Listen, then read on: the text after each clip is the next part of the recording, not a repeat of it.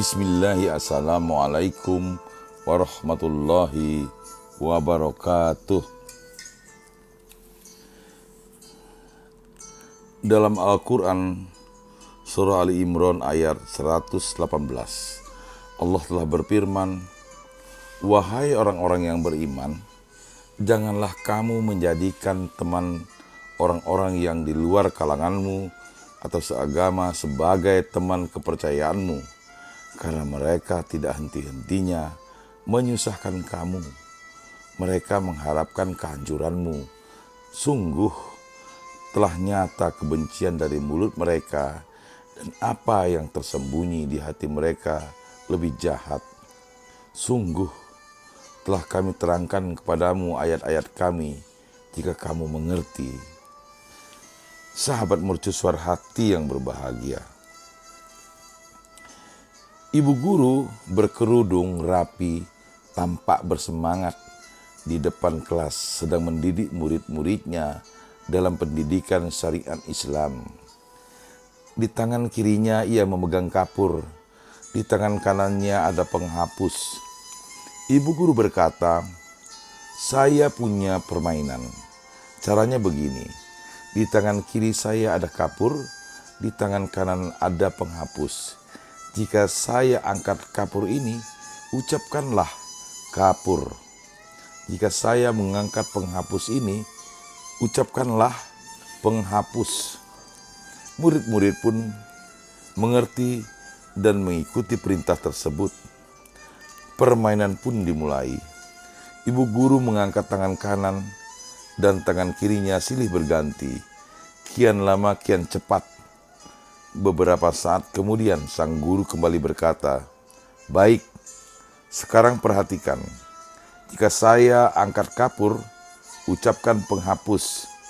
Jika saya mengangkat penghapus, katakanlah kapur."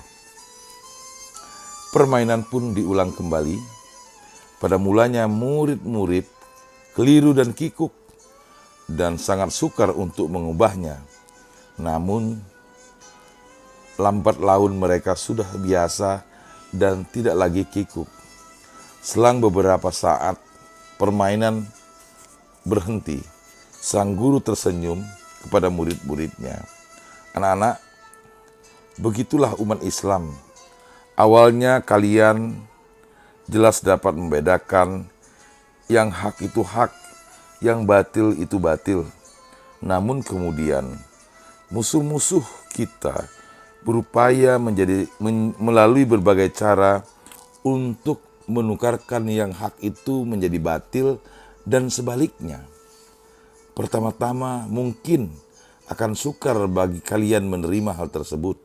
Namun karena disosialisasikan dengan cara-cara menarik oleh mereka, akhirnya lambat laun kalian terbiasa dengan hal itu. Kalian mulai dapat mengikutinya. Musuh-musuh kalian tidak pernah berhenti membalik dan menukar nilai dan etika. Keluar berduaan, berkasih-kasihan tidak lagi jadi sesuatu yang pelik. Zina tidak lagi menjadi persoalan. Pakaian seksi menjadi hal yang lumrah. Seks sebelum menikah menjadi suatu hiburan dan tren. Materialisme kini menjadi suatu gaya hidup. Korupsi menjadi kebanggaan, dan lain-lain. Semuanya sudah terbalik tanpa disadari. Kalian sedikit demi sedikit menerimanya. Paham? Paham, Bu Guru, jawab anak-anak kompak. Baik permainan kedua, Ibu Guru melanjutkan. Ibu memiliki Al-Quran. Ibu akan meletakkannya di tengah karpet. Al-Quran itu dijaga sekelilingnya oleh umat yang dimisalkan dengan karpet. Sekarang anak-anak berdiri di luar karpet.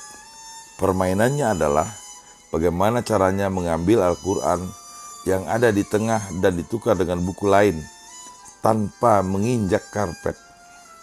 Murid-murid berpikir, ada yang mencoba alternatif dengan tongkat dan lain-lain. Tetapi tak ada yang berhasil. Akhirnya, sang guru memberikan jalan keluar. Digulungnya karpet dan ia mengambil Al-Quran lalu ditukar dengan buku filsafat materialisme. Ibu guru telah memenuhi syarat dengan tidak menginjak karpet. Murid-murid begitulah umat kita dan musuh-musuhnya. Musuh-musuh kita tidak akan menginjak-injak kalian dengan terang-terangan, karena tentu kalian akan menolaknya mentah-mentah. Orang biasa pun tak akan rela kalau kita dihina dan di hadapan mereka. Namun, mereka akan menggulung kalian perlahan-lahan dari pinggir sehingga kalian tidak sadar. Jika seseorang ingin membuat rumah yang kuat, dibina pondasi yang kuat. Begitulah umat kita, jika ingin kuat, bangunlah akidah yang kuat. Sebaliknya, jika ingin membongkar rumah, tentu susah kalau pondasinya dahulu. Lebih mudah hiasan-hiasan dinding dikeluarkan dahulu, kursi dipindahkan dahulu, lemari dikeluarkan dahulu, satu persatu, barulah rumah dihancurkan. Begitulah musuh-musuh kita menghancurkan kalian. Mereka tidak akan menghantam terang-terangan, tetapi ia akan perlahan-lahan meletihkan kalian. Mulai dari perangai, cara hidup, pakaian, dan lain-lain. Sehingga meskipun kalian itu muslim, tetapi kalian telah meninggalkan syariat Islam sedikit demi sedikit. Itulah yang mereka inginkan. Mengapa mereka tidak berani terang-terangan menginjak-injak Bu Guru? Tanya seorang murid. Sebenarnya dahulu mereka terang-terangan menyerang. Misalnya beberapa perang-perang yang telah dilalui, perang salib, perang Tartar, dan lain sebagainya. Namun sekarang tidak lagi. Begitulah umat Islam. Kalau diserang perlahan-lahan, mereka tidak akan sadar, akhirnya hancur. Namun kalau diserang serentak terang-terangan, barulah mereka akan sadar, lalu mereka bangkit serentak. Bel tanda pulang berdering, pelajaran pun selesai. Kelas hari itu ditutup dengan doa sebelum pulang. Matahari bersinar terik tatkala anak-anak itu keluar meninggalkan tempat belajar mereka dengan pikiran masing-masing di kepalanya. Sahabat mercusuar hati yang berbahagia, dapat kita mengambil hikmah dari Al-Kisah di atas bahwa sebagai muslim dikenal memiliki semangat jihad fisabilillah yang besar. Namun kaum yang ditaklukkan oleh kaum muslim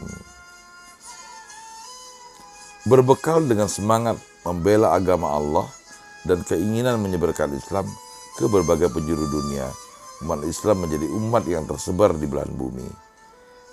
Penaklukan terbesar umat Islam yang dikabarkan oleh Rasulullah SAW adalah saat penaklukan Konstantinopel oleh pasukan terbaik yang dipimpin oleh pemimpin terbaik, yaitu Muhammad Al-Fatih.